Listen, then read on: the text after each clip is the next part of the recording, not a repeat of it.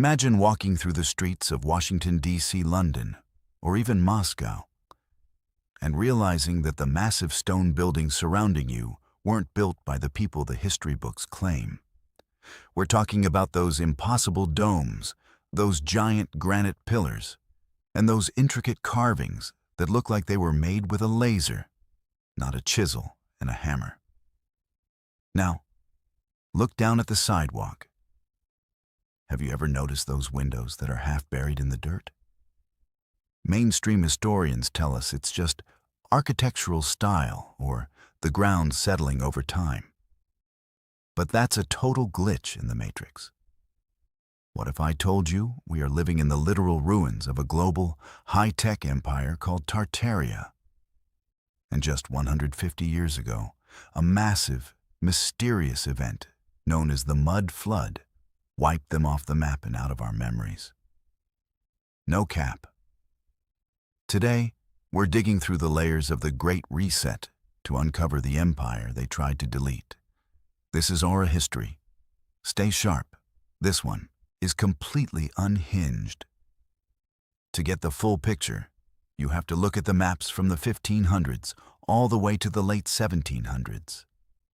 These aren't conspiracy drawings. These are official maps used by explorers and kings.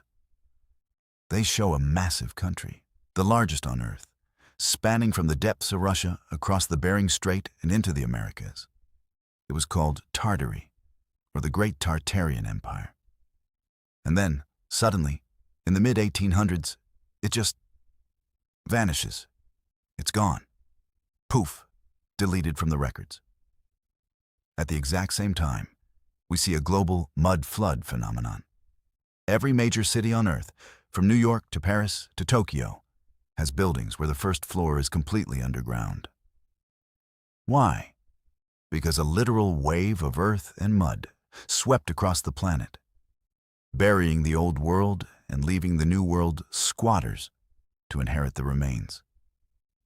Think about the sheer scale of the buildings we're talking about. Look at the Capitol building or the grand cathedrals of Europe. They tell us these were built in the 1800s by people who traveled by horse and buggy. They didn't have power tools. They didn't have cranes. They didn't even have a way to transport stones that weighed hundreds of tons across thousands of miles. Yet, somehow, these primitive people built structures that we can't even replicate today with all our modern tech. It doesn't add up.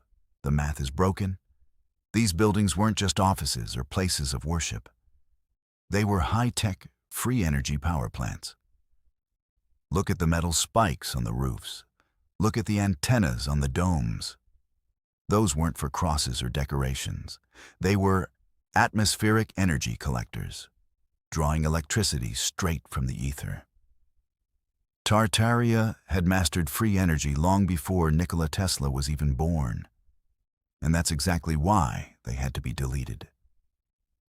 You can't tax free energy. You can't control a population that has unlimited power and beautiful, permanent architecture. The elite of the 19th century needed a reset. They needed a world where they could control the energy, the money, and the narrative. So they triggered the mud flood, or took advantage of a natural cataclysm, and then spent the next 50 years cleaning up the evidence. They burned the old libraries. They renamed the buildings. They tore down the massive star forts that were actually part of a global energy grid.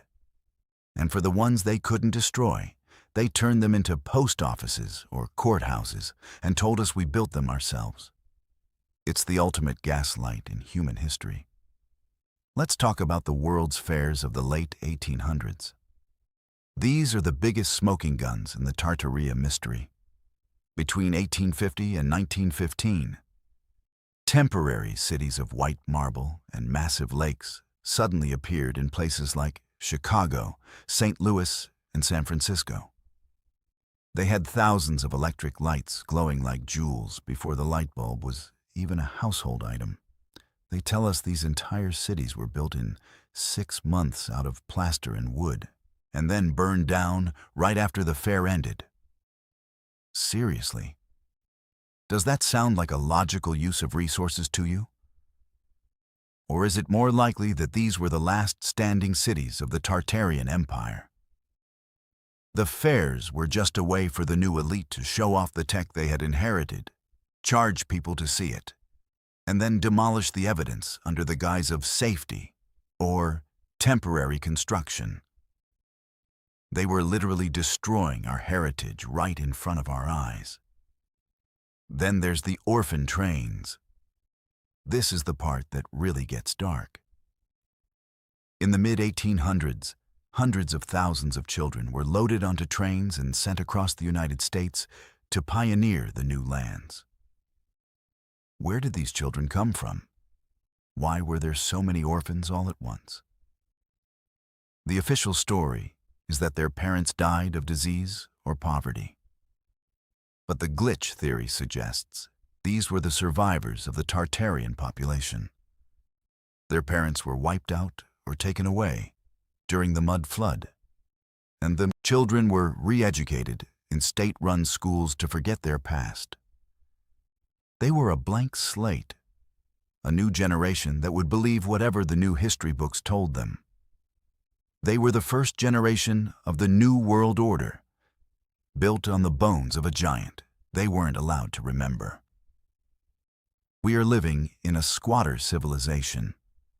We occupy the basements of a high-tech empire and call it modern progress. We look at the star forts, geometrically perfect stone fortresses found on every continent, and we call them defensive structures built for cannons. But cannons can't even reach the walls of some of these forts. They were designed for frequency. They were designed to resonate with the Earth's energy. Everything in the old world was built for beauty, harmony, and power. Everything in our world is built to be cheap, temporary, and taxable. The Great Reset didn't start in 2020. It started in 1850. Why does this matter to you? Because if they can delete an entire global empire in just 150 years, what else are they hiding? If our ancestors had free energy and permanent homes, why are we paying for electricity and struggling with debt today? The stones don't lie, even when the books do. Every time you see a window half buried in the sidewalk, you're looking at a piece of the truth poking through the mud. Every time you see an impossible building with a massive dome, you're looking at the tech of a civilization that was far more advanced than we are. Mainstream science will call this fringe or pseudoscience. They have to. Their entire careers are built on the edited version of history. But the 45-plus audience knows that things don't just settle perfectly into the ground for thousands of miles. They know that you can't build marble palaces with horse and carriage. The evidence is hiding in plain sight. It's in the architecture of your local downtown. It's in the old maps in the back of the library. It's in the Orphan Train, records that don't make sense. Tartaria wasn't just a country. It was a way of life. It was a world where humanity was connected to the ether, not to a power grid. And until we acknowledge the mud that buried our past, we will never be able to build a future that is truly free. So, what do you believe? Are we the pinnacle of human evolution, or are we just the survivors of a massive cover-up? Drop a reset in the comments if you've seen the buried windows in your city. We need to keep the conversation unhinged because they want us to stay in the dark. If you're tired of the sugar-coated lies and the fake timelines, hit that subscribe button and join the Aura History family. We're going to keep digging until we find the empire they tried to delete. Stay curious, stay skeptical, and most importantly, stay unhinged. Peace.